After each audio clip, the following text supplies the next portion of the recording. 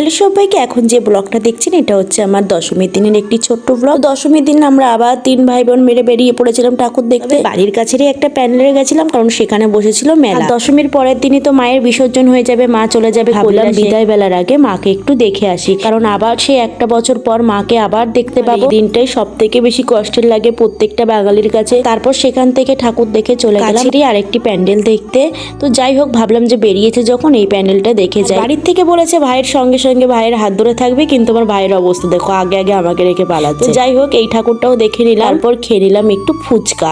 তো বাইরে বেরিয়েছি, ফুচকা না খেলে হয়। তারপর এখানে ভাই খেয়ে নিল পাপড়। তারপর খেয়ে নিলাম এই রোলিং আইসক্রিম গুলো। এগুলোকে আমি রোলিং আইসক্রিমে বলতাম, কিন্তু আইসক্রিমের দোকানে গিয়ে জানলাম এগুলোর নাম হলো কুমকুম আইসক্রিম। তো তারপর আমরা একটা কোল্ড ড্রিঙ্কস নিয়ে রওনা দিলাম বাড়ির দিকে। বাড়িতে দশমী স্পেশাল হয়েছিল বিশাল আয়োজন। তো কি আয়োজন করেছে চলুন বাড়ি গিয়ে আপনাদের দেখাবো। বাড়ি গিয়েই দেখি পিসি আয়োজন করেছে আমার সবথেকে প্রিয় বাসন্তী পোলাও।